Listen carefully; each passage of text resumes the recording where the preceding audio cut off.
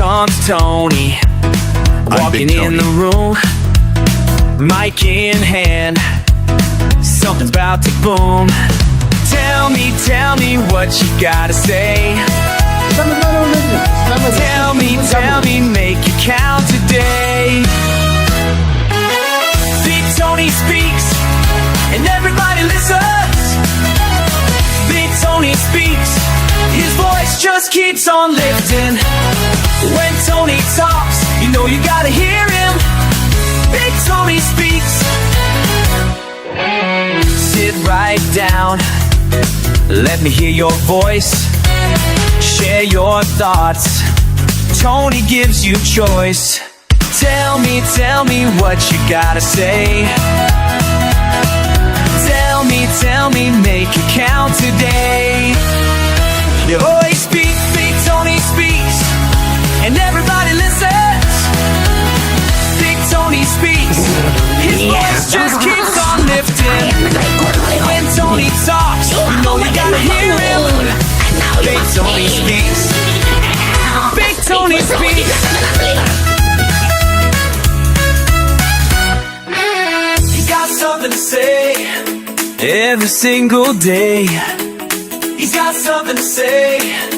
Come on out and play. Big Tony speaks, and everybody listens. Big Tony speaks, his voice just keeps on lifting. When Tony talks, you know you gotta hear him. Big Tony speaks, Big Tony speaks. Big Tony, Big Tony speaks.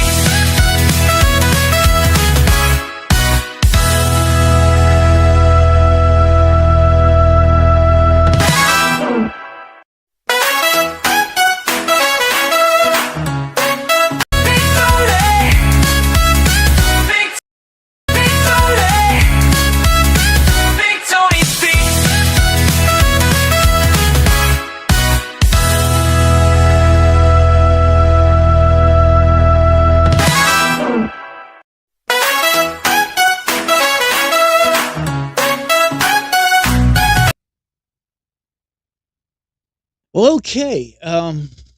Apparently on YouTube, the whole thing played through, and on here, I had issues. It's crazy. I've been having issues with technology all day today, and I know what it is, but, and it's not user error. It's not an ID10T error. If you don't know what that is, write it down. ID10T.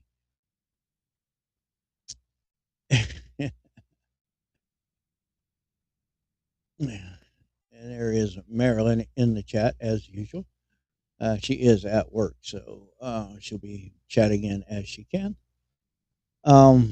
Welcome to Big Tony Speaks, and I'm Big Tony, your host.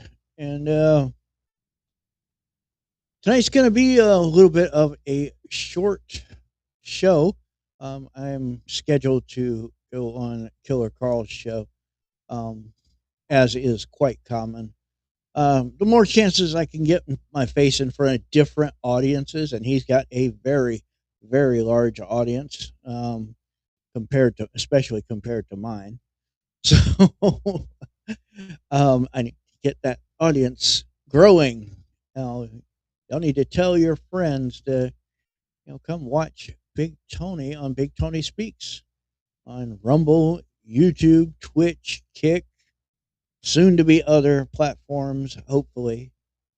I'm trying to jump through the hoops to get that set up for other platforms. Some of them require a certain amount of followers. Some of them require other things that you have to accomplish before they will allow you to live stream to their platform.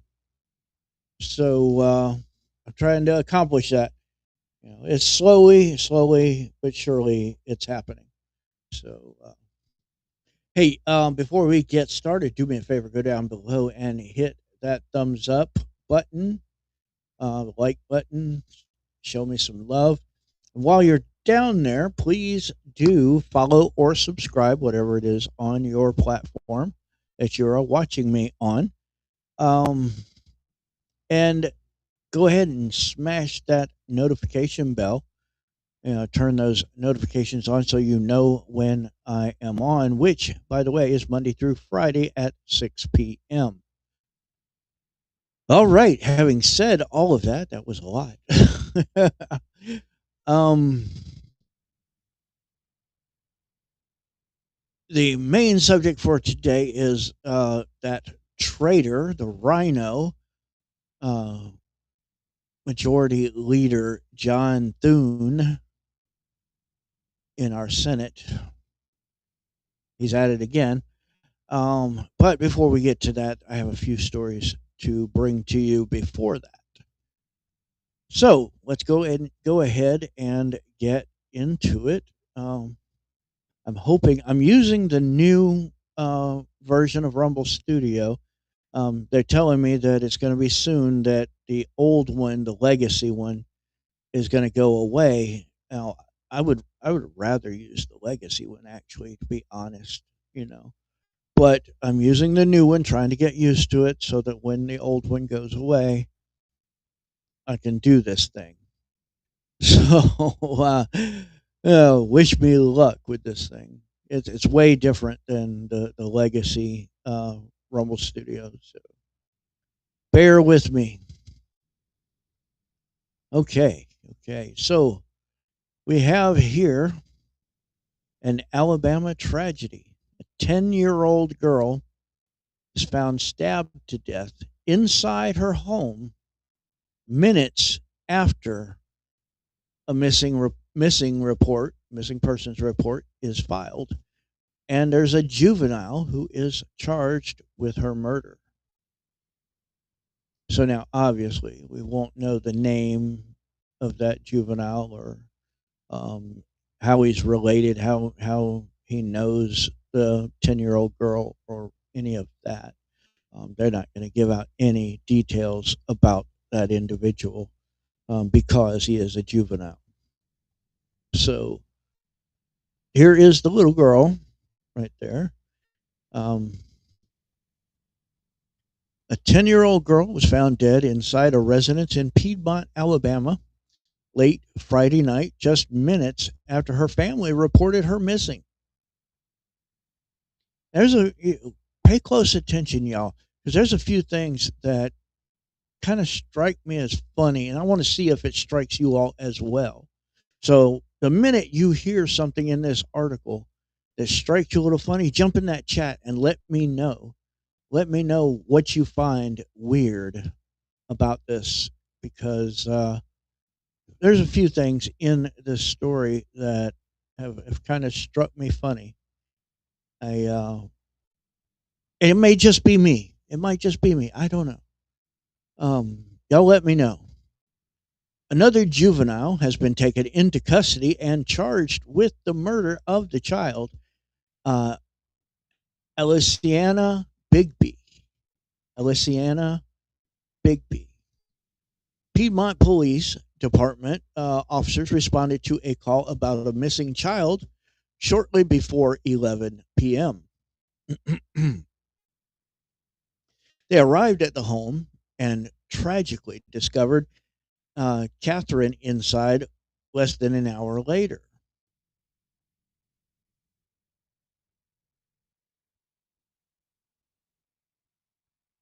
First off, that strikes me weird right there. It's my understanding that the child's name is Luciana. And then they discovered Catherine inside less than an hour later. Okay, that's the first thing that kind of struck me weird about this story. On Tuesday, it was reported that the little girl was stabbed to death. WBRC reports Calhoun County coroner, and they spelled coroner wrong. Pat Brown says Catherine. Oh, it's her. Okay, Catherine's her first name. Okay, they need to specify that stuff. I didn't notice I just quickly read this thing, shortly before I came on. So Calhoun County Coroner Pat Brown says Catherine Elysiana Bigby was stabbed multiple times. Um, Authorities responded to Bigby's home Friday night, April 17th, just before 11 p.m. Chief Chief Nathan Johnson. Hey, I used to know a Nathan Johnson. He was a good friend of mine. We actually shared an apartment at one time. Says his department got a call about a missing child. Officers responded to a home in the Asbury Church area where they say they found Bigby inside the home. Chief Johnson says first responders treated her at the scene. She was then taken to a hospital and later pronounced dead. Johnson says another juvenile was taken into custody and is being charged with murder. Quote, when the parents were alerted by some noise and they got up to see what the noise was, the child wasn't in the bedroom. And that's what led to the missing persons call. So they didn't search for the child because the child was found inside the home. What is going on, Patriot? Glad to see you in the chat. I hope you're doing well. But they get up, according to this, and they went and looked. Child wasn't in the bedroom.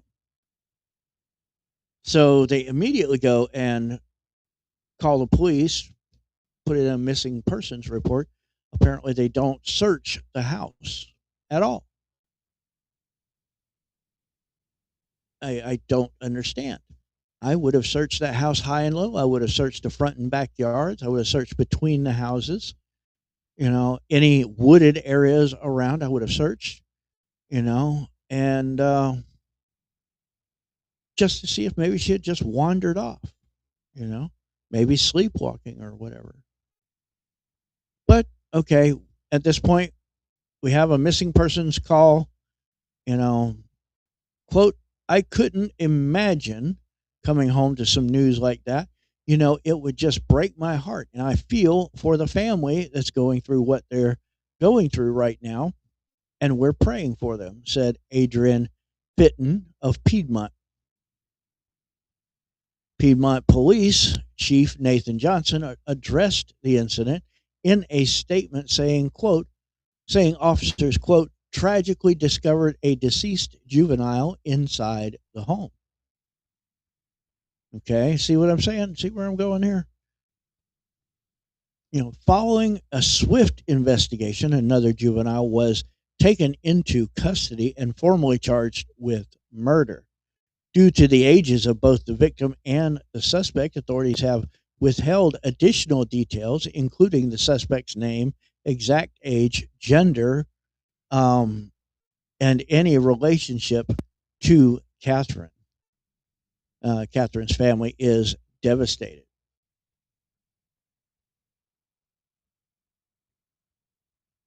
I hate when my page glitches like that.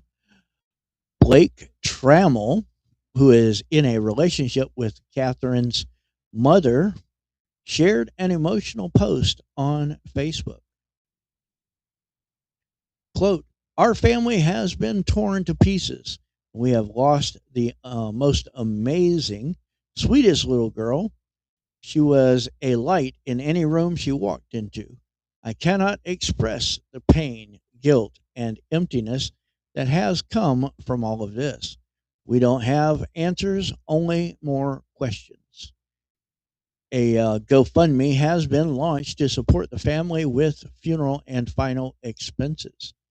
Catherine was a beloved student at Piedmont Elementary School. The school itself released a statement saying, quote, we are heartbroken to share the loss of one of our precious students, Catherine Bigby. Our entire Piedmont Elementary School family is grieving as we remember a sweet little girl who brought smiles kindness, and a bright light to our halls each day. Catherine had a joyful, spunky personality that made her truly special. She was an enthusiastic reader and will be remembered for the happiness she shared so freely.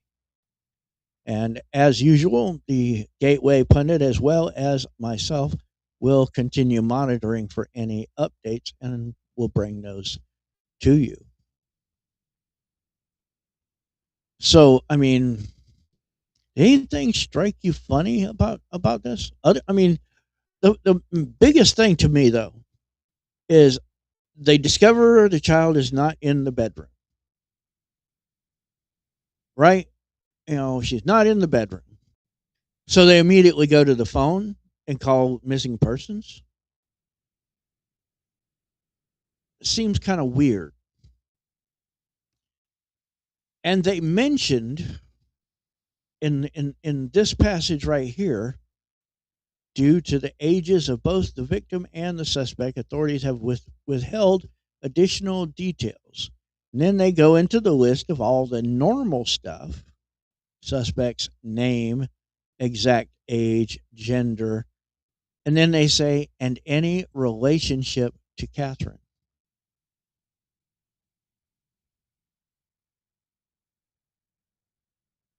Any relationship to Catherine.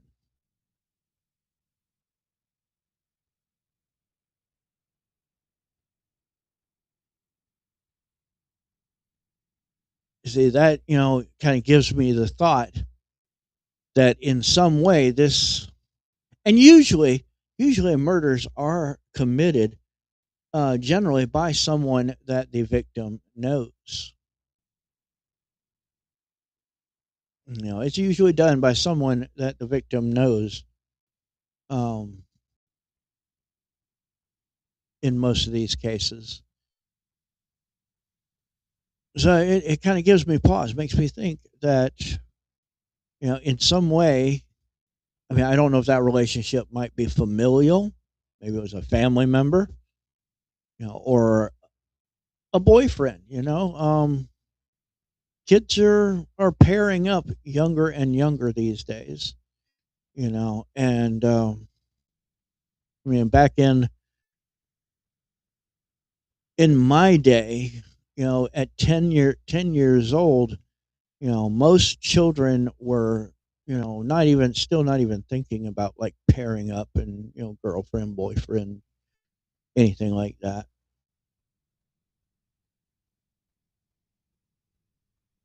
So I mean, but, maybe possibly, a girlfriend boyfriend relationship, and the way they said that uh here in this paragraph, Blake Trammell, who is in a relationship with Catherine's mother. So the mother is not married. Where's the father?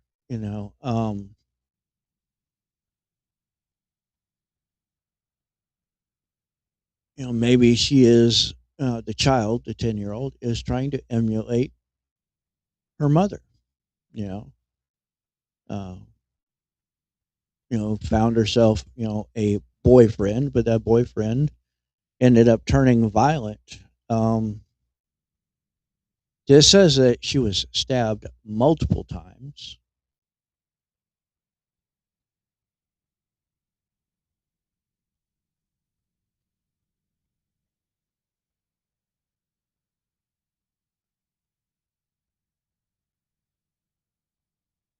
Yeah, right here. The Calhoun County coroner, Pat Brown, says Catherine Elysiana Bigby was stabbed multiple times. And that's usually, a crime of passion when they repeatedly stab a person, over and over and over. They're angry. They're getting some frustration out. They're basically pouring themselves into those stabbing strokes. Does this look kind of weird to all of you, or any of you? I mean, it looks kind of strange to me, but hopefully Soon, more information will come out about this. I mean, it only just happened a few days ago, and maybe we will get some more information, and some of this stuff will make a little bit more sense.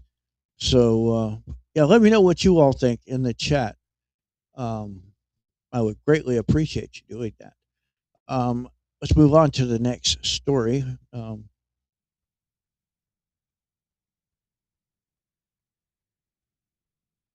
Get all the ads out of the way.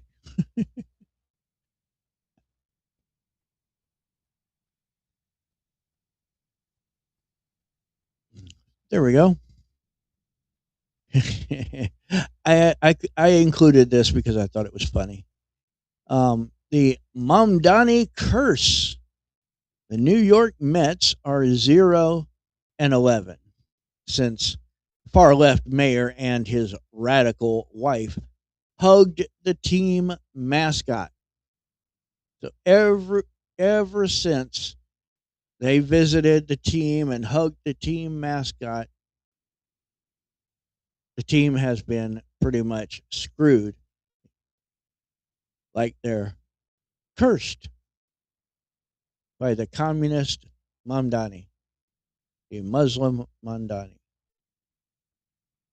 And there's a picture of Mamdani hugging the mascot. Apparently, they have more than one, so. It seems that anything far left Mayor Mamdani touches gets ruined, and the New York Mets are on the receiving end of the mayor's bad luck streak.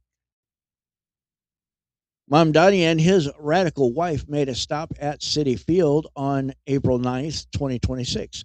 During the visit, the duo shared a hug with the team's two mascots, Mr. and Mrs. Met, and shared the video on social media. Since then, the Mets have gone 0-11.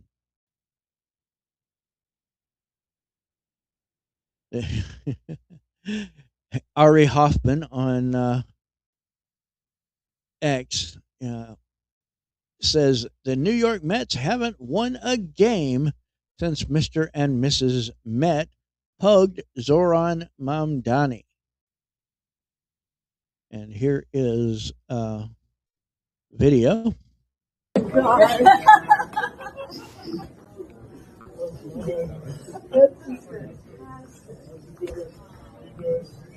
You guys?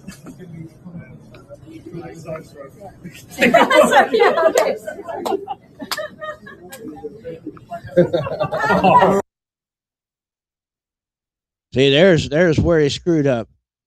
He put the hat on Mamdani. That's what he did. He cursed the team. He put that hat on Mamdani.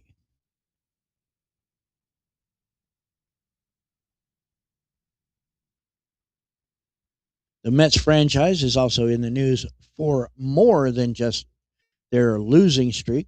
Fans have noticed that for a few years now, there have been no named Jewish Heritage Nights at Citi Field, despite the other groups being hosted annually. The last Jewish Heritage Night was held in September of 2023 before the October 7th Hamas terrorist attacks in Israel. Prior to 2023, the Mets hosted Jewish Heritage Night intermittently for many years, dating back to at least the mid-2000s, both at Shea Stadium and later Citi Field. It was not held every single season and was sometimes replaced or altered with a Celebrate Israel Night. Last Celebrate Israel Night was in 2022. After 2023, the Mets claimed they were moving away from many individual heritage nights for a broader celebration of Queens culture program. While there is no Jewish Heritage Night on the Mets calendar as of yet for 2026, the The following groups are currently included: Italian, Puerto Rican, Irish, Black Legacy, Pride LGBTQ plus, really? Japanese, Korean, Dominican, really? Mexican. Queens has the third largest Jewish population among New York City boroughs, making up about 6.5% of the population. Among the groups the Mets have given a quote celebration of culture night, the Japanese population makes up less than 1%, Koreans just under 3%, and Puerto Ricans account for around 5%.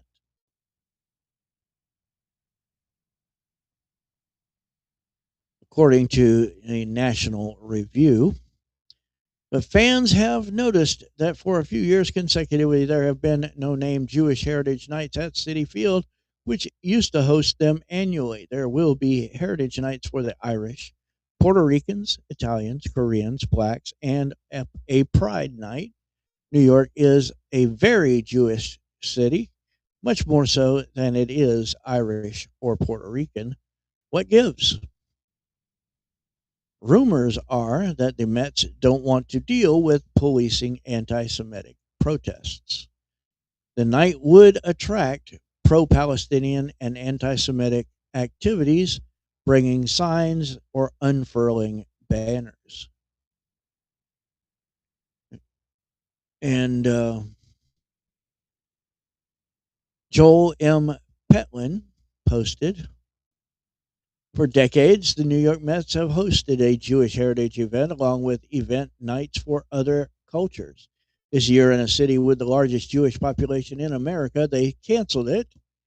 Other than trying to please Mayor Mamdani, what possible reason could there be for this?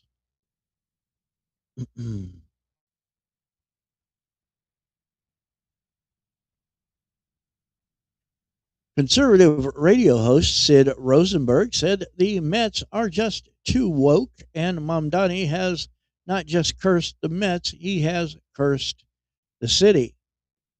And there is his post. Says the whole Met Mamdani curse. Now, I started it.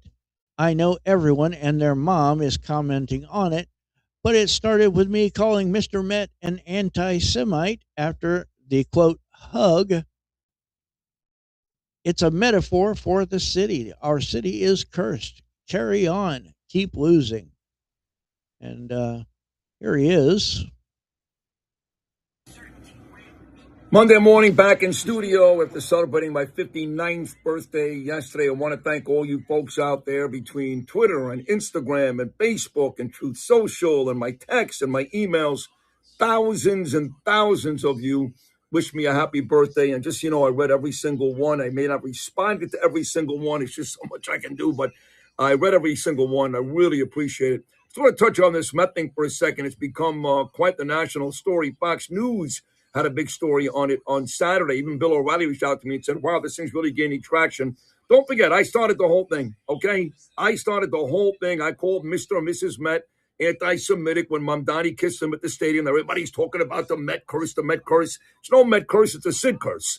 And until Met owner Steve Cohen reaches out to me, the curse will stay, and they'll lose every game. They've lost 11 straight. They got swept by the Cubs, and they will continue to lose until the Met owner, Steve Cohen, reaches out to me. And even then, I may not lift the curse. I'm so angry. By the way, if you're an adult, like some guys at my radio station, they're angry because I'm rooting against the Mets, grow up, okay? This is a much bigger picture. This is a metaphor for life. Mamdani has not just cursed the Mets. He's cursed the city. So I'm happy to see all these losses. I really am. I want to see more. But don't forget, folks, I started this. Not you, not your buddies, not all you folks on your podcasts, on Twitter, talking about the Mamdani curse. I started it. Talk to you soon. There you go. He started the curse. I think Mamdani started it technically by, hugging and etc., taking pictures and all that with the Mr. and Mrs. Met. Um, I actually think the curse came when they put that hat on Mom Donnie. Because,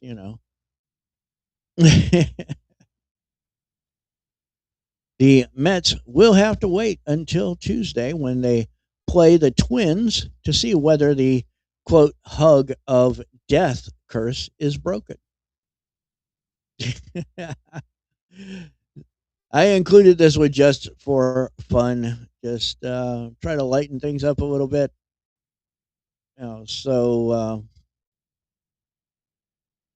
There you go.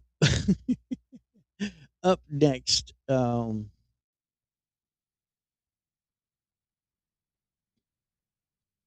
you've all heard about Cocaine Bear, and you've heard about the cocaine sharks, I'm sure. Well, how about cocaine salmon? Quote, cocaine salmon swim twice as far as non drugged fish, a new study shows. Cocaine salmon.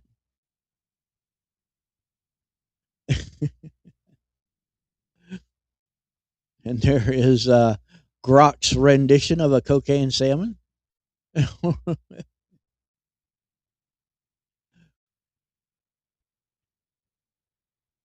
Salmon are tripping. Oh, hey, my highlighter is not working. There we go. Salmon are tripping farther and farther under the influence. Drug usage by humans frequently pollutes the habitat of marine life and is causing changes in their behavior. It arises now that cocaine fueled salmon, yes, that's apparently a thing, swim nearly double the distance of non drugged fish. The high fish venture much farther afield than they would normally do, according to scientists. Um, Scientific American posts on X. It turns out that salmon exposed to cocaine through water pollution do a lot of swimming, which may not be a good thing.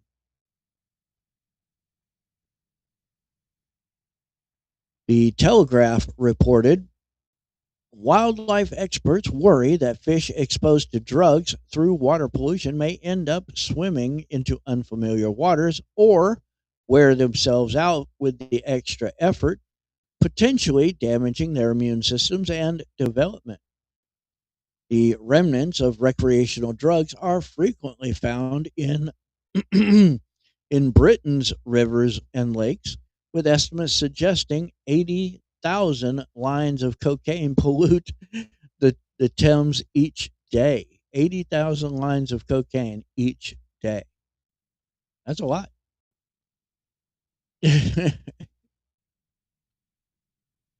The Times and Sunday Times posted how cocaine pollution is pushing wild salmon past their limits. Excuse me, y'all. Get the hiccups for some reason.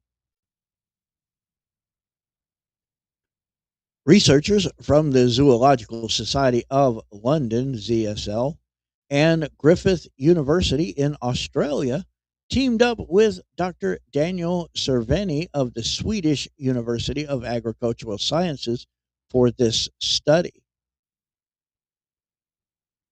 Quote,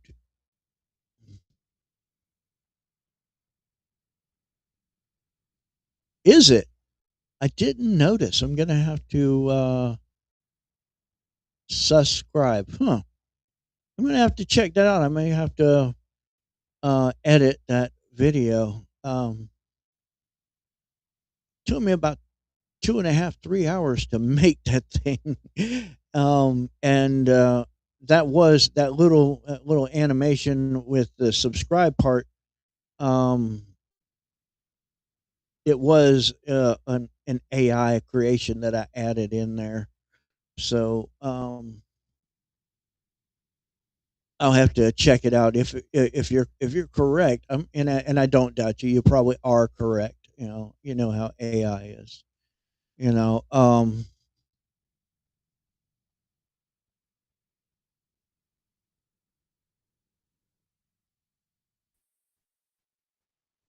Okay, I'll check that too. The coloring there.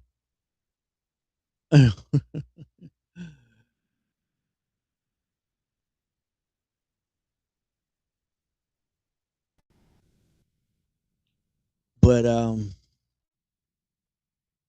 yeah, it was the white and red was actually intended to emulate YouTube. You notice their buttons are kind of oval shaped, and they're red buttons with white text. So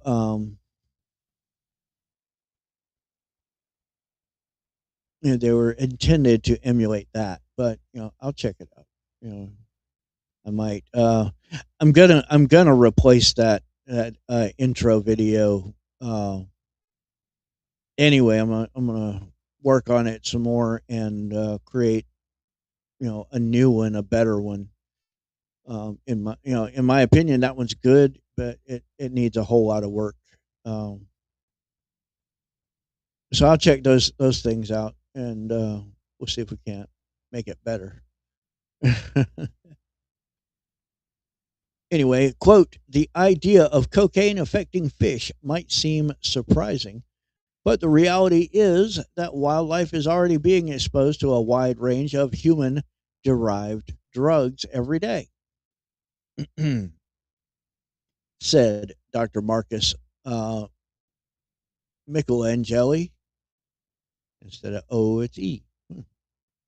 From Griffith University's Australian Rivers Institute.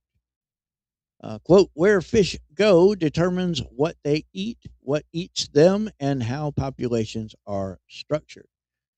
If pollution is changing these patterns, it has the potential to affect ecosystems in ways we are only beginning to understand.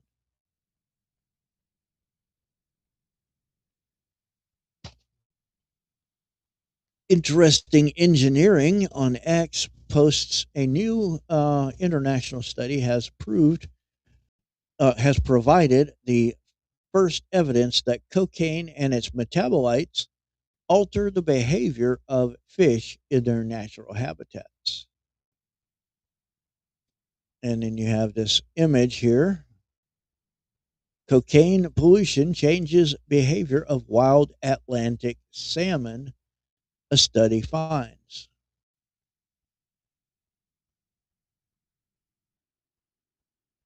And apparently you can also read about the octopus surfing on top of a shark.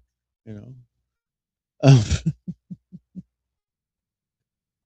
well, we got cocaine salmon now. We had cocaine bear and cocaine sharks and apparently now cocaine salmon.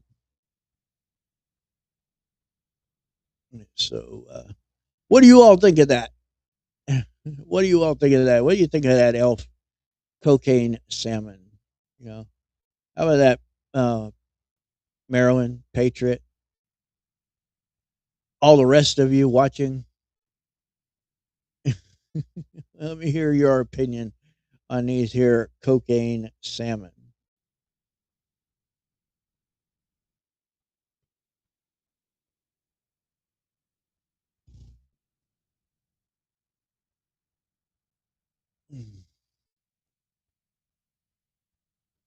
But although we're talking about contaminated habitats, you know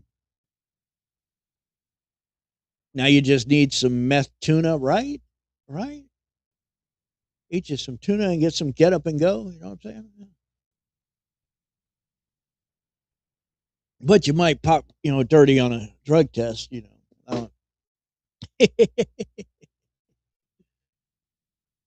Yeah, I loved Cocaine Bear too. It was freaking awesome.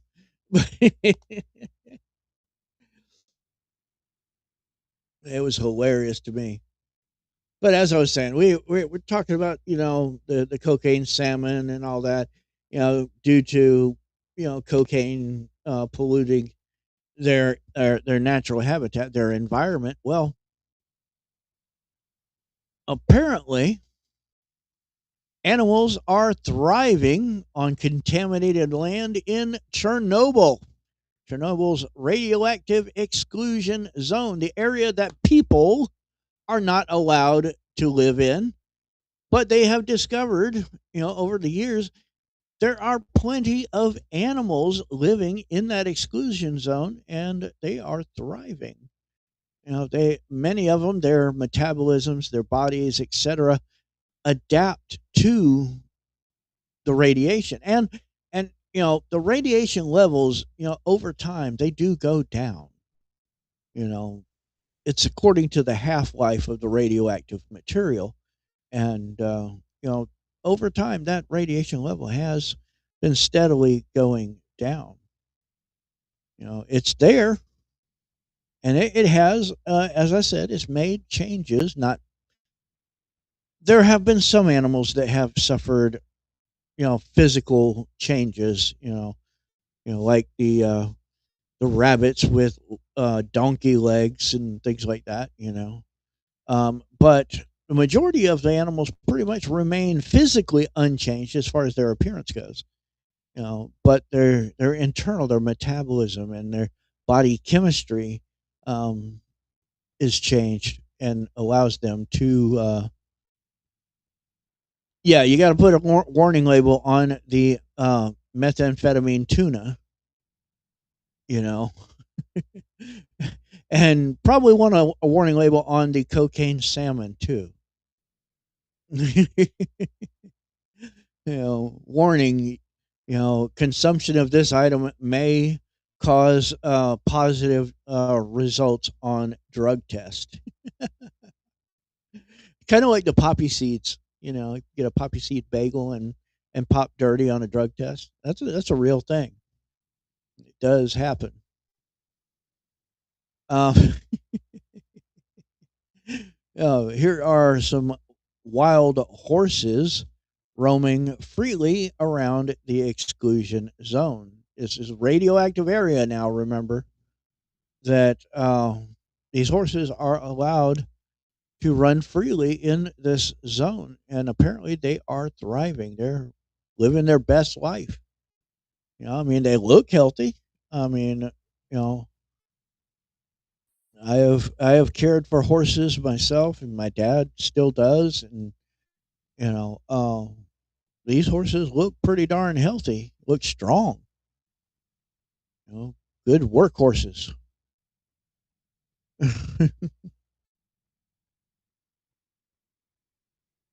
Nature is more resilient than we imagine. The world was shaken to the core 40 years ago on April 26, 1986. I remember that meltdown when an explosion in reactor number 4 of the Chernobyl nuclear power plant that destroyed the reactor core and ignited a graphite fire. The worst nuclear disaster in history unfolded. A massive plume of radioactive material was released into the atmosphere, contaminating large areas of Ukraine, Belarus, and Russia, with fallout spreading across much of Europe. And here is some old pictures of the disaster. This photo was taken from a helicopter several months after the explosion, and they still were having to only go in for a short amount of time, even by air, because the radiation was that strong. So they could only be in the zone for a certain amount of time because it was just that strong. But today, 4 decades later, on contaminated land that is still too dangerous for human life, a variety of animals have returned to the exclusion zone.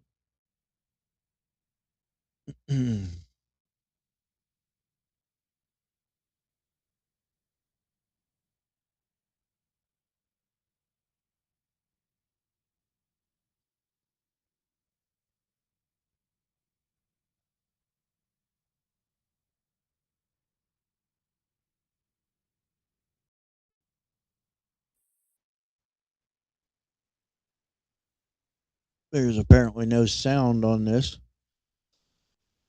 Just pictures of some of the dogs.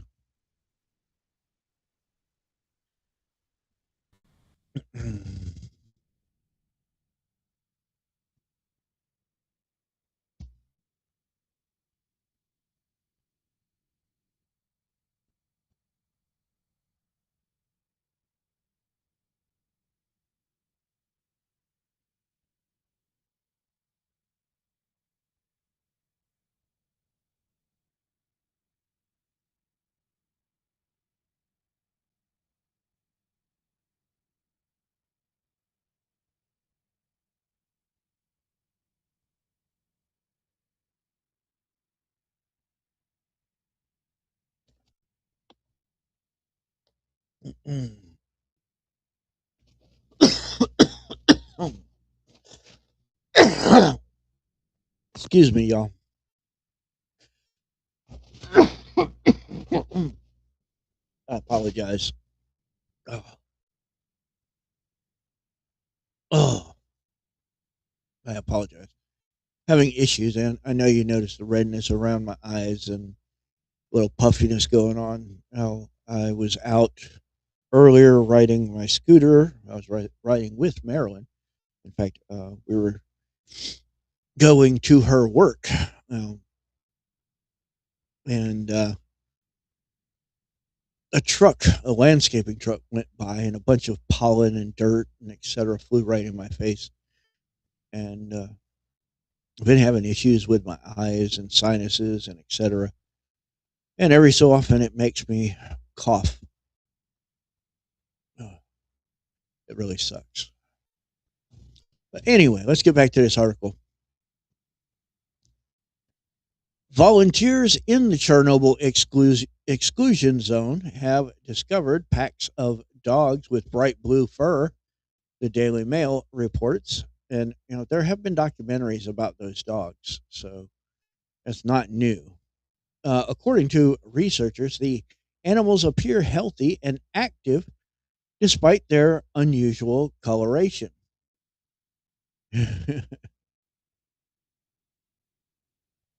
Associated Press reported across the Chernobyl exclusion zone, uh,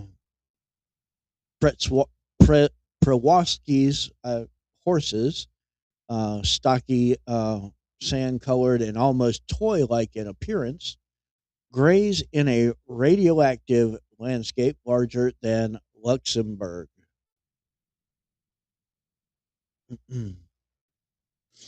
4 decades on, Chernobyl, which is transliterated as Chernobyl in Ukraine, remains too dangerous for humans, but the wildlife has moved back in. Here you see a pack of wolves in this picture in the Chernobyl exclusion zone. They look pretty healthy to me. I'm not an expert on wolves, but they look pretty healthy, look fat and sassy. They all have, fat bellies and muscular physiques. So they're eating well, and they are, um, for all intents and purposes, they look healthy.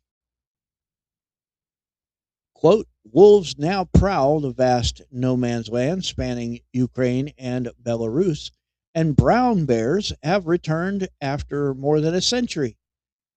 Populations of lynx, moose, red deer, and even free roaming packs of dogs have rebounded.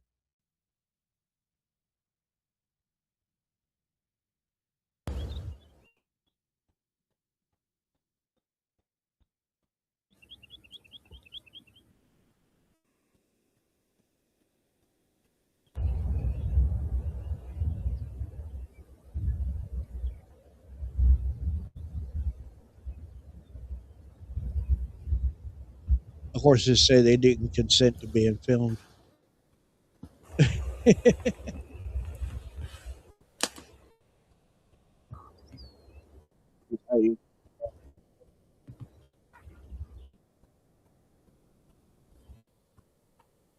can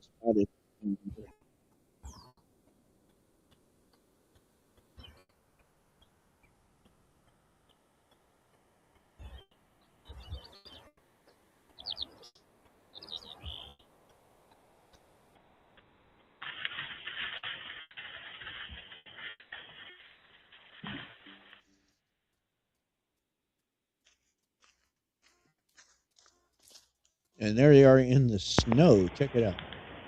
Moose. He knows he's being filmed too.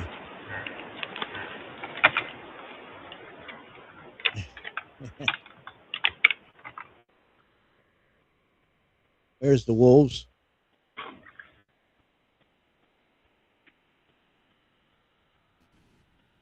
The bear.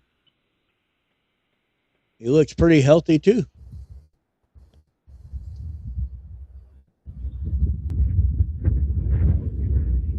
That was the living quarters, or at least one of the living quarters in the zone right there where people actually lived. There was a video on YouTube. I don't know if it's still on YouTube, but some people actually were allowed to go in to these living quarters here, um, and investigate. And it really looks like people just picked up and left. Just picked up and got the heck out of Dodge, left everything pretty much exactly as it was. Now been animals go through there, and um, it appears that there were some people illegally inside this exclusion zone, and did some vandalizing, spray painting the walls and things like that. But other than that, it really the windows are all broke out and everything, but and that happens over time. But it looks like people just picked up and left all their stuff pretty much in place. They were probably told don't bring anything because everything is radioactive. So they just left everything and got the heck out of Dodge. So there's an article about super pigs.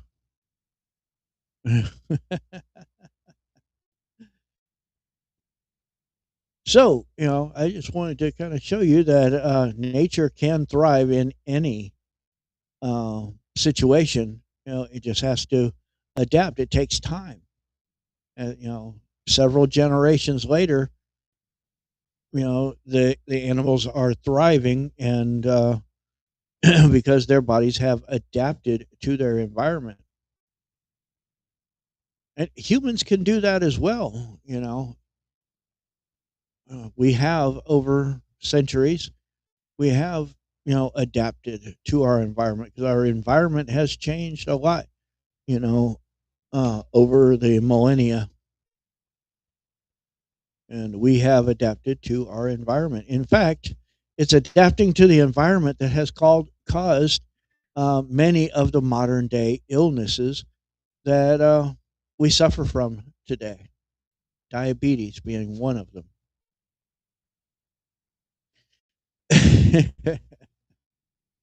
So,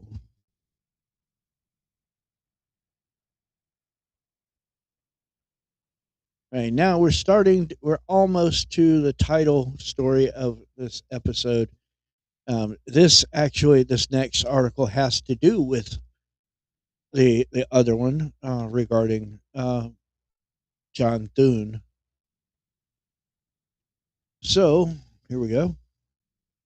Anna Paulina Luna says disgusting John RINO Thune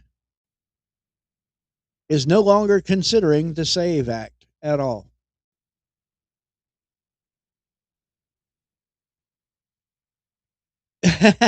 Well, you never know. It might. It might.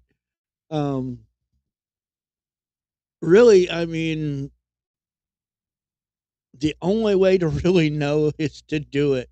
What's going on, Ant? Haven't seen you in a while up in here. Glad to see you in my chat.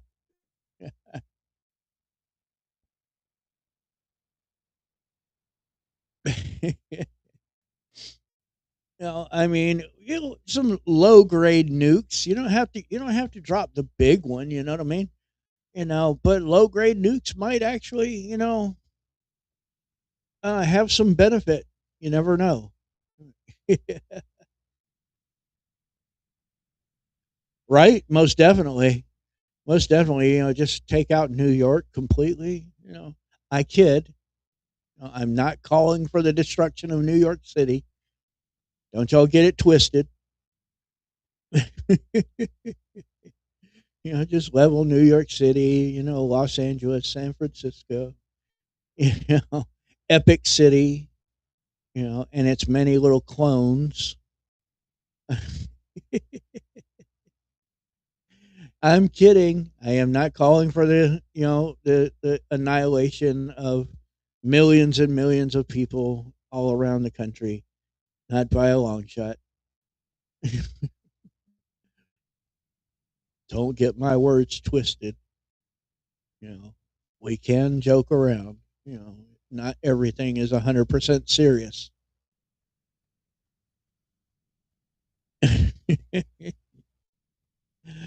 But this article here is kind of serious. And there is the traitor, RINO John Thune.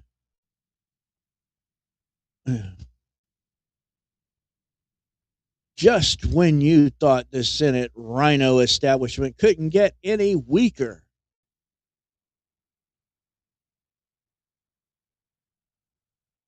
After 14 full days out of session, Thune is reportedly no longer considering the Save America Act.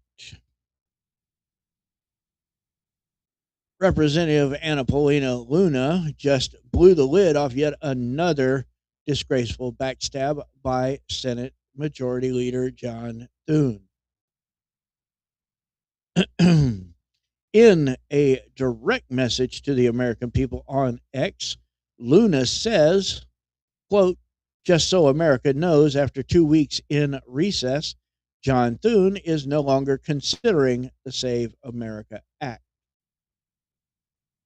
And there is that post from Representative Annapolina Luna. After months of dragging their feet, floating fake, quote, solutions, and pretending to fight for election integrity, Thune has officially thrown in the towel on President Trump's signature voter protection bill. Thune says there may be, quote, other pressing stuff more important than election integrity. According to Punchbowl, there is absolutely nothing more important than our election integrity.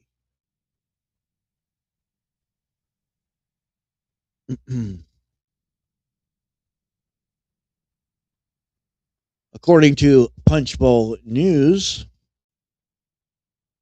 quote, the Senate will come off of the Save America Act this week and may not return to it anytime soon, if at all. When they start voting on the ICE Border Patrol budget resolution, Save will no longer be the pending business. That means Thune would need to hold another procedural vote to restart floor debate.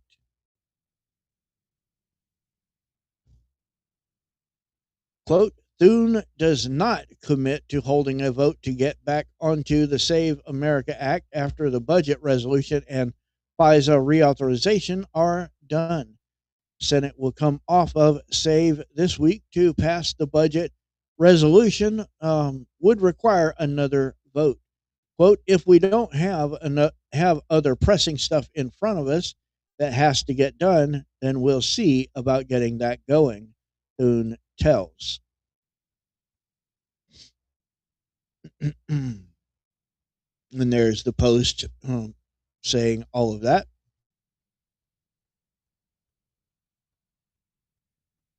In a fiery follow-up post, Luna issued a stark warning to Thune. Quote, no voter ID, no FISA. That's simple. The pressure intensified further after Senator Mike Lee publicly blasted the situation. Quote, when Americans want one thing, the Save America Act, and the swamp wants another, FISA 702 reauthorization without reforms, the Senate GOP should side with the people, not the swamp. And that's right. So why is this so difficult? This is that post, and here is that video. The American people want the Save America Act. The swamp wants FISA 702 reauthorized without any meaningful reforms. The Senate is doing it exactly backwards. We've got to get back on the Save America Act. We've got to get it passed. And if one's going to take precedence over the other, it sure as heck shouldn't be the one that Americans hate and the DC swamp wants. Let's get back to work on the Save America Act. That's what the American people want. That's right. Absolutely. We in all of the Senate's pressing business, the most important thing is our election integrity. President Trump called the bill the, quote, Save America Act for a reason, because that's exactly what it does. It saves our country from the chaos of unchecked illegal voting that helped steal elections in the past. With full Republican control of the White House and Senate, there is zero excuse for this failure. Prominent conservative accounts on X are calling for 5 Republican senators to vote to remove John Thune as Senate Republican leader over his decision not to bring up the Save America Act. Cat Turd was one of them. Remove Thune, vote him out of leadership, fire him. He is deep state. Gunther Eagleman, dear senators, we pay your freaking salary. We want the Save America Act passed. Do your job. Sincerely, 85% of Americans. And that is according to polls.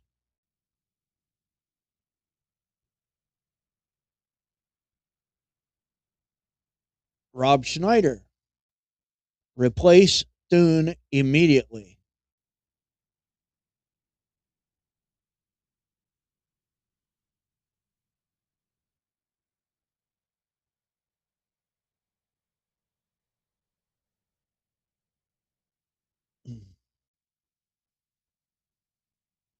Debt, catching up on bills, padding saving accounts, or covering the cost of a vacation, end quote. Money that is going toward paying down credit card debt, catching up on bills, padding savings accounts, or covering the cost of a vacation. Mr. President, that was our goal with this bill. To take some of the pressure off, to free up money that families could use to do things like pay down debt or put away for a rainy day or take a much-needed vacation. Thanks to the working families tax cuts, Americans now have a little more breathing room in their budgets. And whether we're passing tax relief, new measures to make prescription drugs more affordable at the pharmacy counter, or legislation to address the cost of housing, Republicans will continue to work to make life more affordable for hardworking Americans. Mr. President, I yield the floor, and I suggest the absence of a quorum. We'll call the roll.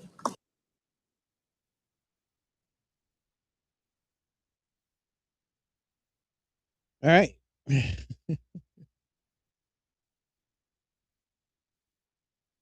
Chad Caton on X, I think it's time we stop yelling at leader John Thune to pass the Save America Act. He doesn't care. I think it's time we bring about accountability to the 53 Republican senators that are allowing Thune to slow roll the Save America Act in the Senate. We only need 5 to call for his removal. Hey, America, it's your boy Chad, the National Field Director of the Conservative Caucus. I thought I'd do a video today because I keep hearing why we're not getting the Save America Act done in order to protect our elections. Over 80% of the country wants this done, but we have a feckless Senate that refuses to get it done by leader John Thune. I see the people out there threatening they're going to get rid of his buddies and all that other BS. At the end of the day, We need to hold people accountable. And by learning the game, you'll know how to do that. All we need is 5 senators to actually stand up, call for a meeting in order to vote to remove Thune as leader of the Senate. 50 of the Republican senators have at one point or another been endorsed by Donald Trump. This is his bill he wants done. So every one of you senators out there that aren't going crazy about getting this bill passed, why don't you stop posting on Twitter and start calling for that meeting and find 4 of your buddies to bring about removing John Thune to get this thing done. Gunther Engelman, all kinds of other influencers been calling for him to be removed. Get it done. This is on you too. We can call out John Thune all day, but there's 50 other senators that aren't doing what they're supposed to do the will of the people. And that is to bring about the Save America Act. Stay salty. All right, there you go. DC Drano, enough is enough. John Thune has made it clear he will not pass voter ID. It's time for 5 brave GOP senators to remove John Thune as leader, step up, and become heroes for the Republic.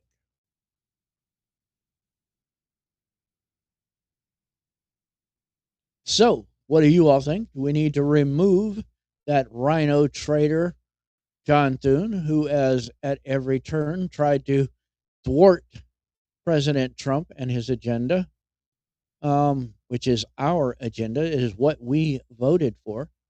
You know, we voted for the Trump administration to secure our elections, make them, safe from the overt cheating that the Democrat Party has continued to do.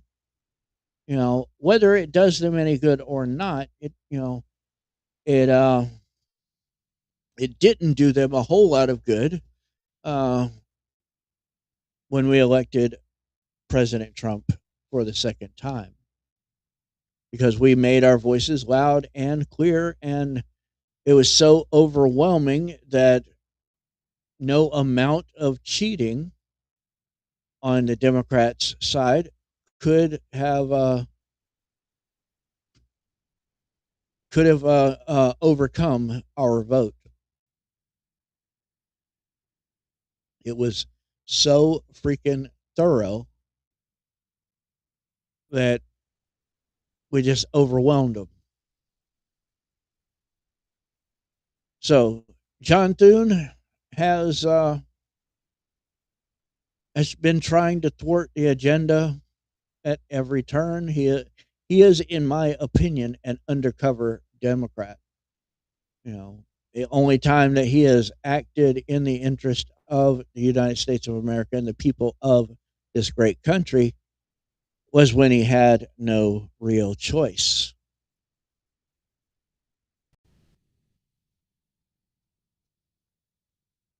So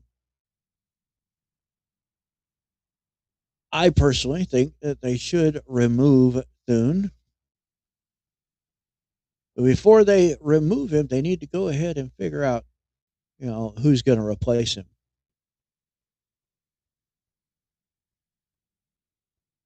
So, what do you all think? Let me know your opinions in the chat. That's what this is all about. I want to hear from you all. What is your thoughts on this?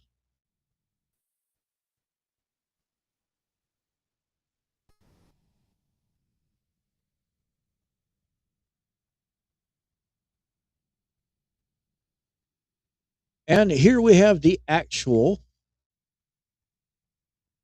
story that provided the thumbnail and headline for this episode today. RINO leader John Thune stabs Trump and America in the back again. He refuses to nuke the filibuster to pass Save America Act. That's not going to happen, he says.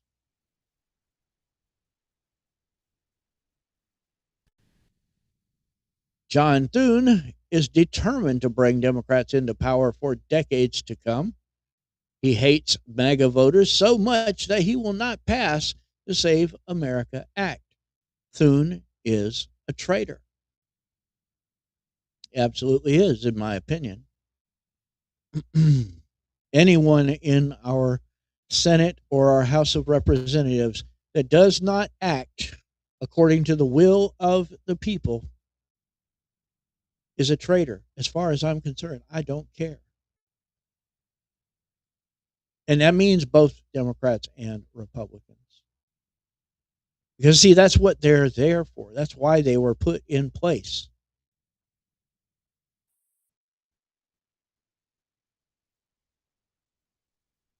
Now, the representatives, the House of Representatives, they are there directly to do the will of the people directly.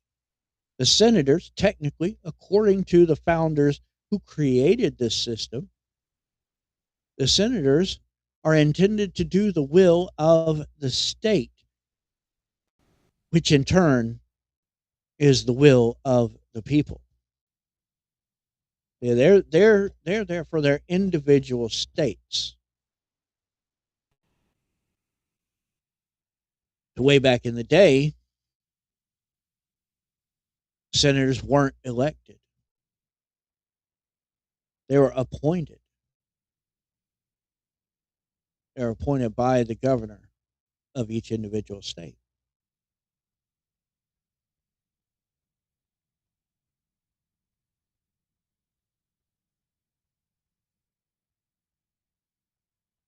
But they're still there to do the will of the people.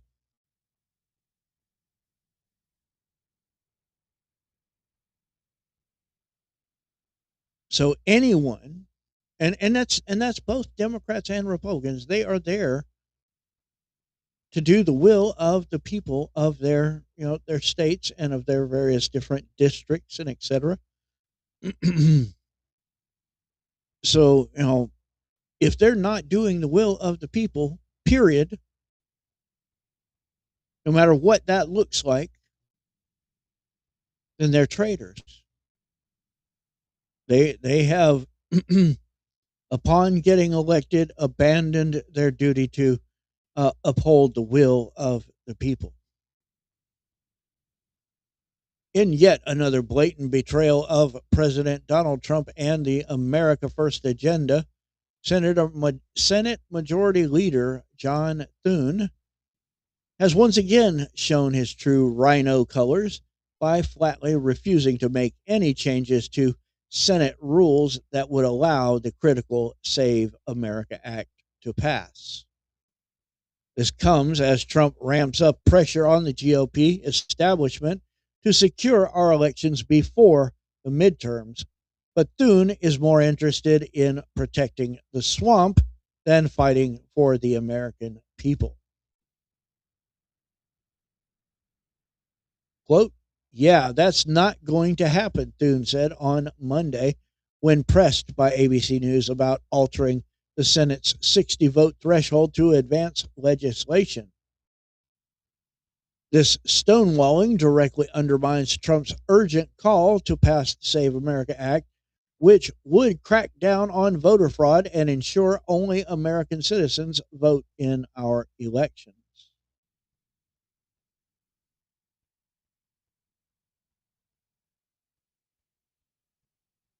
Well, they should.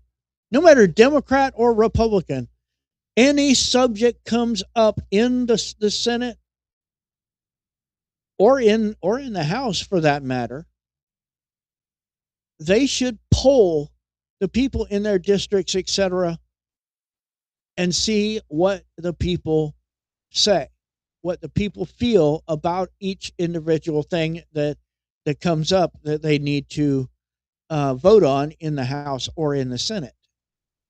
It should be a direct, hey, what do you all think? Whatever you all think, that's what I'm going to do.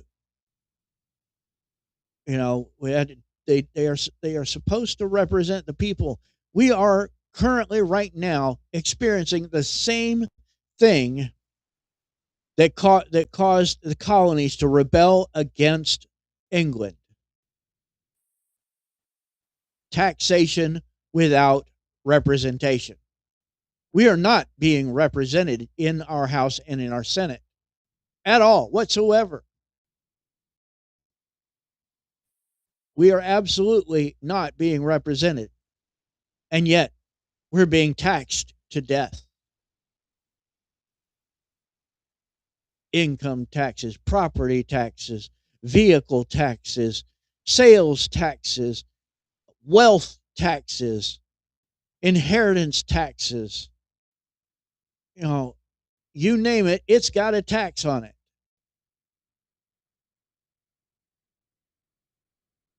We are being taxed to death, and yet we have absolutely zero representation in our government. They are not representing us.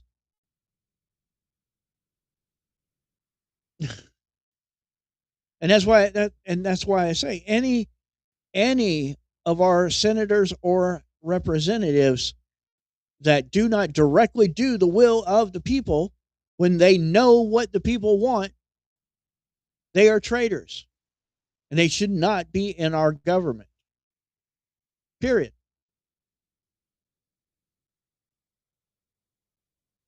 There should not be a such thing as a career politician. It shouldn't be allowed. We need to, implement ways of stopping that from occurring. Create some new rules, around being a representative or a senator. Create new rules about, the whole career politician thing.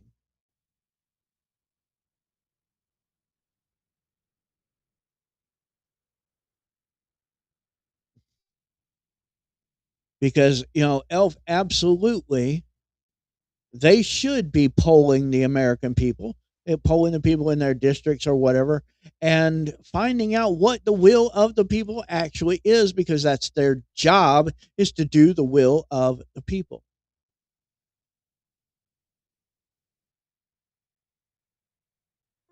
They are supposed to uphold and vote for any bills, any laws, resolutions, whatever, that the people say, they want, and be against anything that the people say they don't want. Period.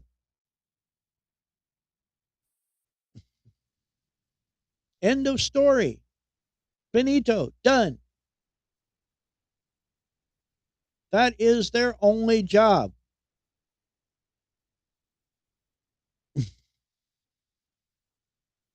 Is to uphold the will of the people.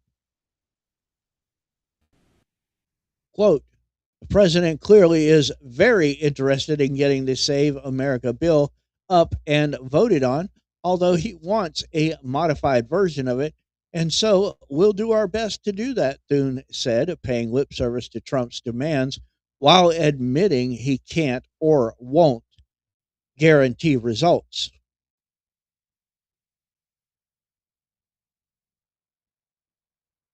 But the one thing I've said all along is, and I've told him and others, that I can't guarantee an outcome. I can't guarantee a result.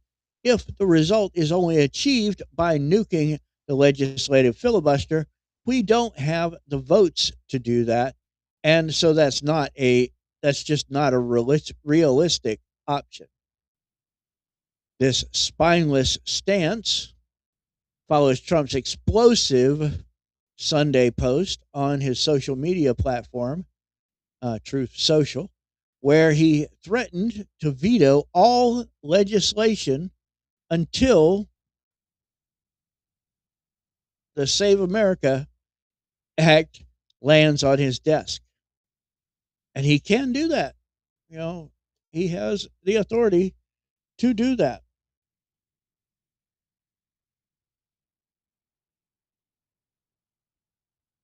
If he wants to get something done and the House and or the Senate is not doing what needs to be done to get it done, he can refuse to sign anything. He can let it get stalled on his desk, or he can veto. Instead of stalling it, him hawing around on it, he can straight up veto the bill. Absolutely not. Boom. Back to the drawing board.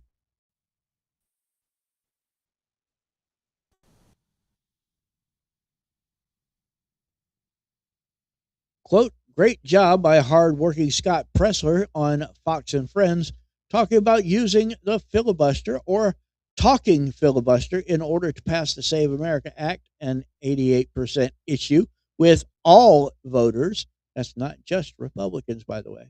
That's all voters, Republicans, Democrats, and otherwise.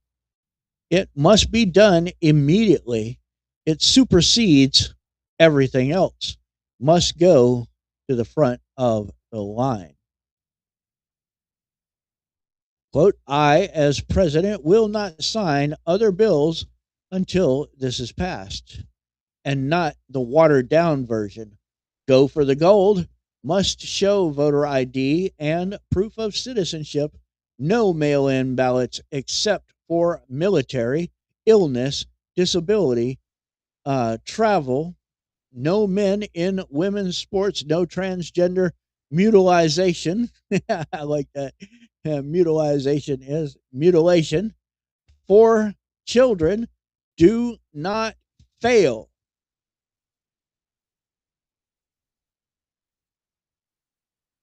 Trump even floated the idea of a quote talking filibuster to bypass the current rules. They've been talking about the talking filibuster for a while. But Thune poured cold water on that too, warning that without rule changes, it could turn into a months-long ordeal, wasting precious Senate time, according to ABC News. Now, I don't think it would turn into a months-long ordeal because the rules of the talking filibuster kind of prevent that, because it is going to be a pretty much talk until you drop situation. And well, I don't think that it's going to really last all that long.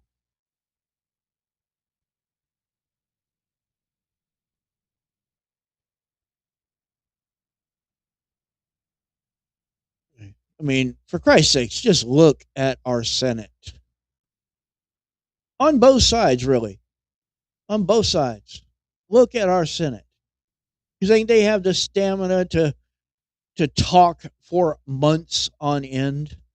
See, they can't go home. They can't stop until a decision has been come to, until an agreement has been come to get this thing passed through.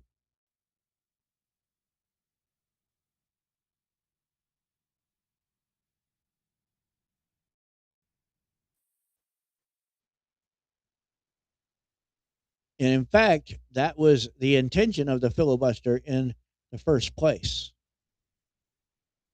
to create debate. So nonstop talking until one or the other side concedes. They just can't do it anymore. Quote, our time in the Senate is a finite resource, and it's something that we need to use wisely and well to get as much done as we can. Thune lectured, as if protecting our democracy from fraud isn't the top priority. And I'm sorry, but all these vacations, all these recesses, etc., there shouldn't be any. As with the amount they are getting paid to do the tiniest little bit of work that they do, all these breaks, all these vacations, all these resources, all these recesses, shouldn't exist.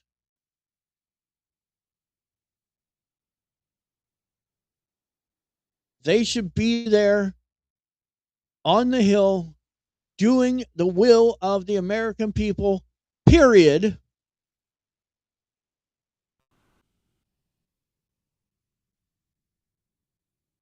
just like the American people have to work 9 to 5 every day, Monday through Friday, sometimes on the weekends as well.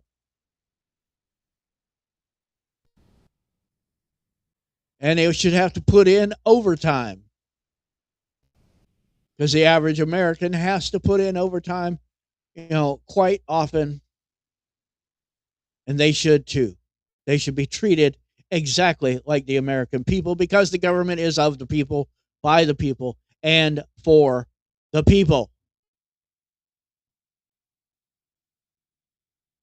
So that means that our representatives and our senators should be ordinary, regular people getting paid like ordinary, regular people to do their job like ordinary, regular people. Period. Finito. End of story. Last month, Thune admitted that his colleagues from the RINO Club are, quote, not unified on using the talking filibuster to force a vote on the SAVE Act. This isn't Thune's first rodeo in backstabbing Trump. Senate Majority Leader John Thune unveiled a procedural scheme to block President Donald Trump from making any critical appointments during the August recess, effectively aiding the Democrats' obstructionist agenda. Under the U.S. Constitution, the president can make recess appointments, temporary appointments to federal positions, if the Senate is in recess and not conducting business. These appointments don't require immediate Senate confirmation and can last until the end of the next session of Congress. But there's a loophole. If the Senate holds pro forma sessions, very short symbolic meetings where no actual business is conducted, then technically the Senate is still in session. That means the president cannot legally make recess appointments during that time. And they did that.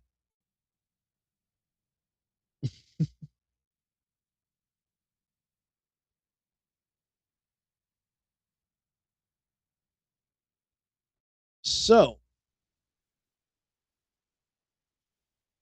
again, I ask you, are all of the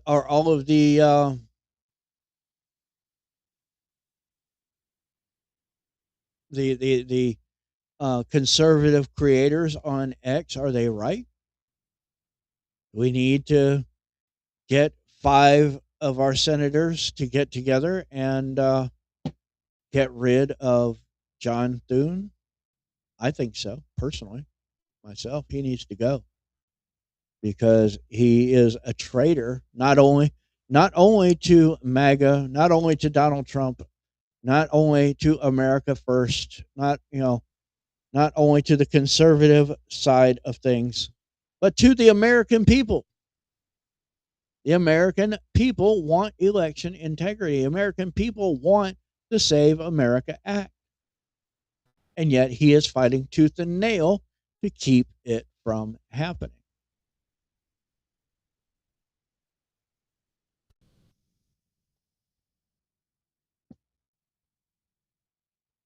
But now it is a showdown, apparently, between John Thune and President Trump, because Trump has said he won't sign any further legislation until such time as the Save America Act hits his desk.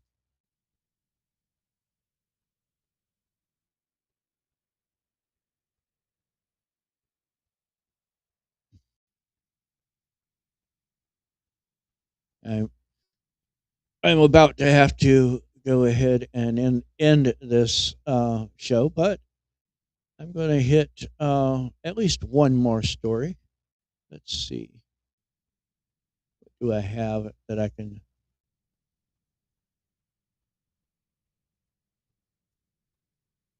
Yeah, we call him Ant.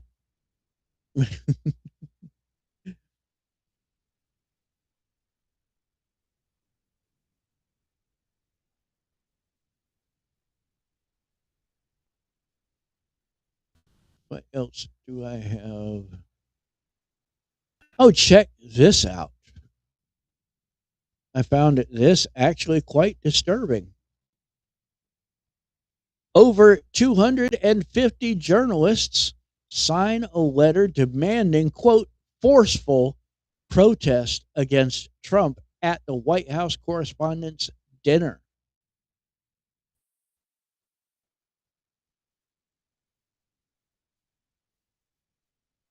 More than 250 journalists, including Dan Rather and Sam Donaldson, I didn't know they were still alive, have signed an open letter demanding that the White House Correspondents Association turn this Saturday's dinner into a stage for a direct, quote, forceful confrontation with President Donald Trump. The letter sent to the WHCA, the Correspondents Association, on Monday calls on the organization to use the podium at the 2026 White House Correspondents' Dinner to deliver a, quote, forceful defense of freedom of the press and condemnation of those who threaten that freedom, followed by a standing toast to the First Amendment.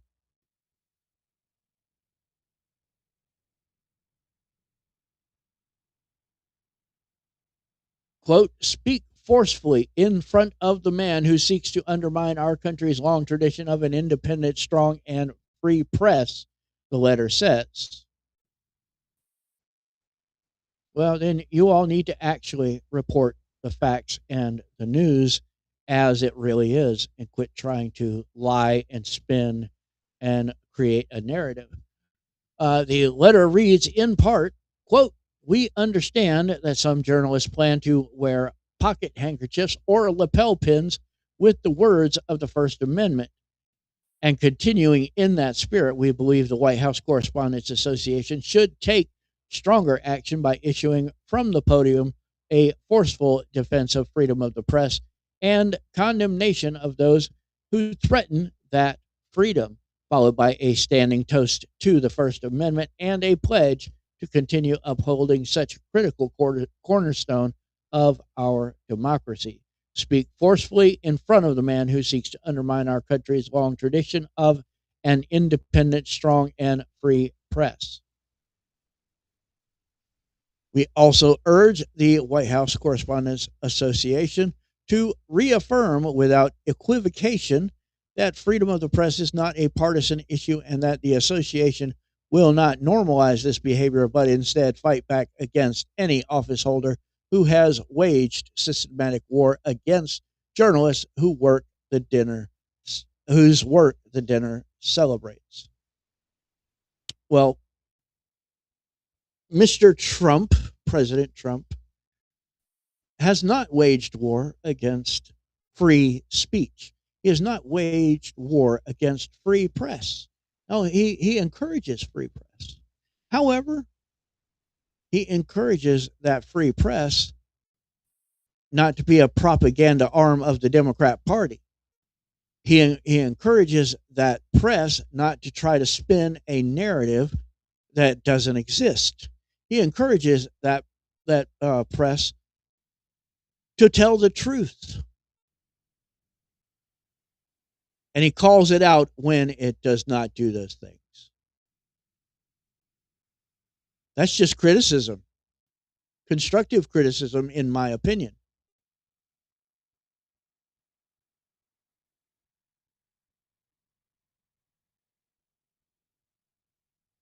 The North American otter is likely unaware of how semiconductors work.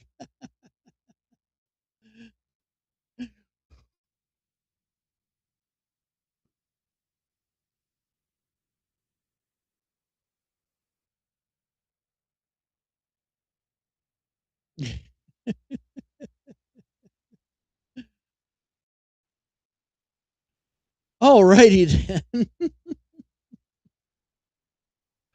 Oh, the signatories include journalism groups such as the Society of Professional Journalists, the Coalition for Women in Journalism, the National Association of Black Journalists, and the Freedom of the Press Foundation, along with dozens of individual reporters. The letter accuses President Trump of attacking the press through defamation lawsuits. No, they defame him and he sues them. That's how that works against media outlets, showing favoritism toward conservative voices. Well, he's a conservative, so duh. Actions by FCC Chairman Brendan Carr. Well, the president never called for any of those actions. Now, that was Brendan Carr doing his job. And his decision to pardon January 6 Capitol rioters, which they claim sends the message that, quote, attacks on the press will be forgiven. How does pardoning the J6 people have anything to do with attacks on the press?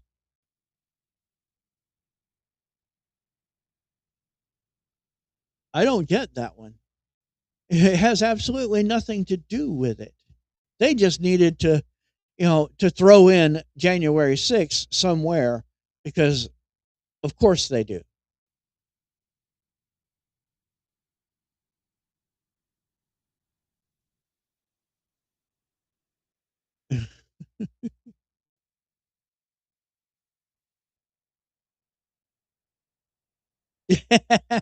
Yeah, once that meth or the cocaine, one of them gets down into the outer's habitat. Former CBS anchor Dan Rather explicitly urged the Beltway press corps to, quote, forcefully demonstrate opposition to the president at the event. Many journalists attending the black tie event also plan subtler acts of protest, like wearing lapel pins or pocket handkerchiefs emblazoned with the text of the First Amendment. President Trump is scheduled to attend the dinner. He previously boycotted the event, citing unfair treatment by the press. And, this letter being put out may cause President Trump to boycott yet once again due to unfair treatment by the press. Because it is. They can't handle the criticism, so they get mad, and now they want to, blame President Trump, for calling out their issues.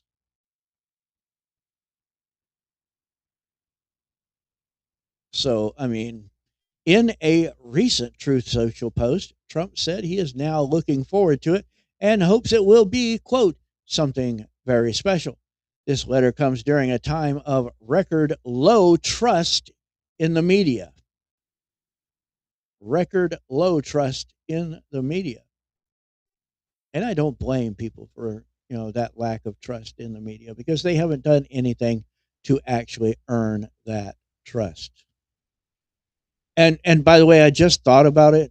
Once the meth goes downstream into the outer's habitat, it'll probably more close to them leering rather than learning. They will be visiting the Quality Leering Center.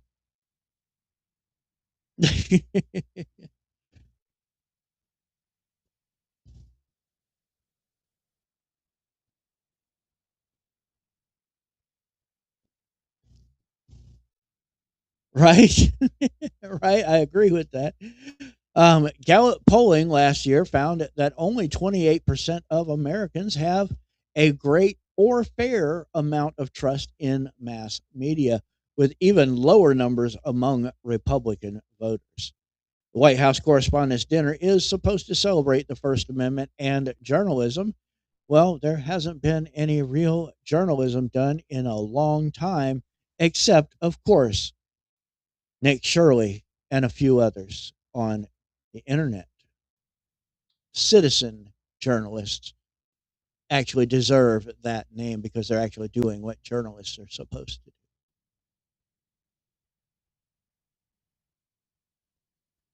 There haven't been, in my opinion, any actual journalists in the so called legacy or corporate or mainstream media in a long time. Yet here is a large group of so-called objective reporters openly plotting political theater against a sitting president they despise.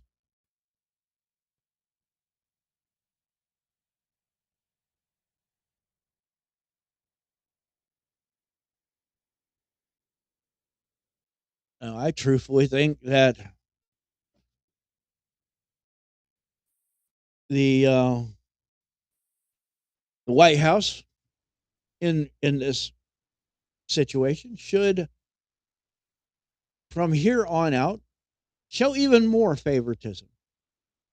Of course, you put the token left wing correspondents in the mix, but majority, right wing and far right uh, correspondents in the press pool. Period.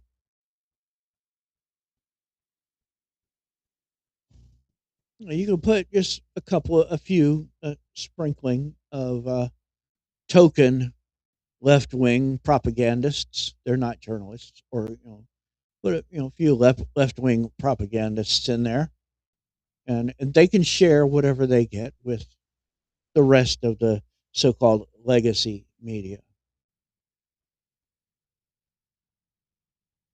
Oh yeah, oh yeah, long time ago.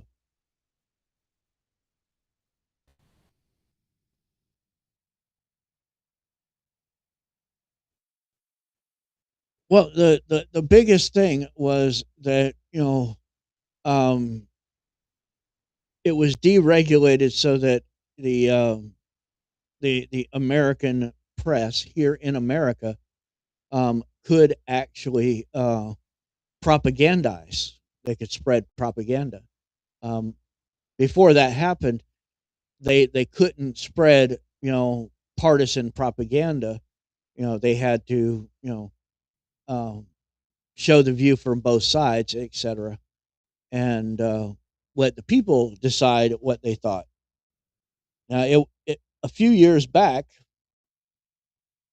a anchor on a major uh, news show was caught on a hot mic talking about us, the creators on social media, etc., and said they think they can tell the people, what to think.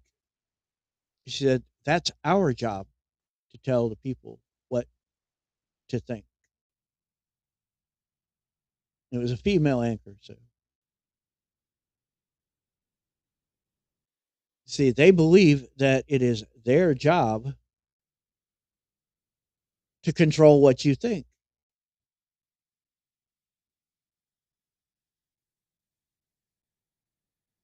A collection of billionaires. That's who owns our media. Z Money talks and BS walks. You know that. That's how this world works.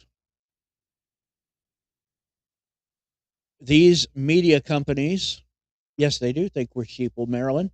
These media companies, they change hands so often, it makes your head spin. If you pay attention, literally every time you turn your head to look this way or that way, look this.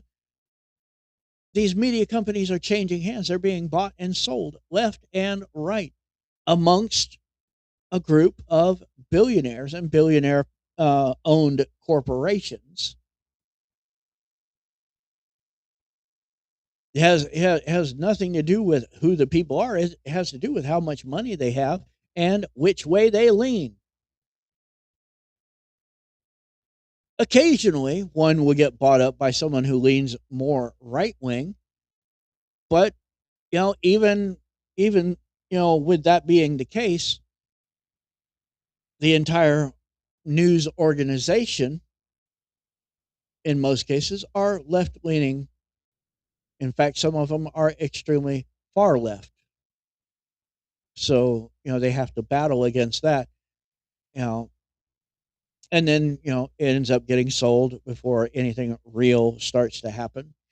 And they remain a propagandist organization. Fun fact, ABC, NBC, CBS, the big three, they were originally all, and still are, they still get large grants and subsidies from the United States of America, from us, our taxpayer dollars. They were originally totally 100% state-funded media. And if you want proof of that, just look at the names of those corporations. I'll leave it at that. With that, I am going to go ahead and call this a show, because I need to make some preparations and etc. before I go on to Killer Carl's show. And anyway, I thank you all for jumping in that chat. I love it when I got a crowded chat, and it is looking really great tonight. That is freaking awesome. Thank you so much, all of you. I need y'all to be up in here every time. That's right.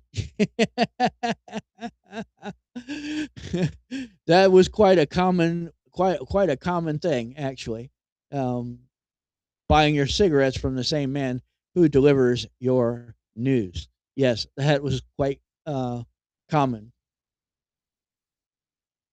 So anyway, y'all have a great evening. I thank y'all so much. You could have seen any podcast, but you came to mine. Thank you so much. And before you go, do me a favor, go down below and hit that thumbs up. It is a thumbs up on most platforms. Most people call it the like button or whatever, but it's a thumbs up. And show me some love while you're there. If you're not already following or subscribed to this show, please go ahead and hit that follow button or the subscribe button, whatever you see on your platform. By the way, tonight we have been streaming to Rumble, YouTube, Twitch, and Kick. So on those platforms, do those things and smash that notification bell, so turn on those notifications so you know when I am going to be on, which, by the way, is 6 p.m. Eastern time, Monday through Friday.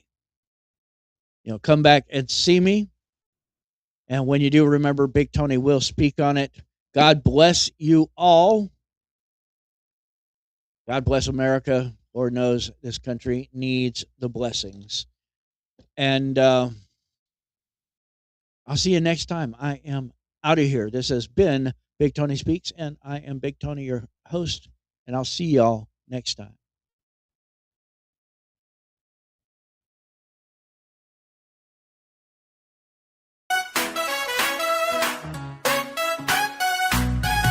Here comes Tony, walking in the room, mic in hand, something about to boom.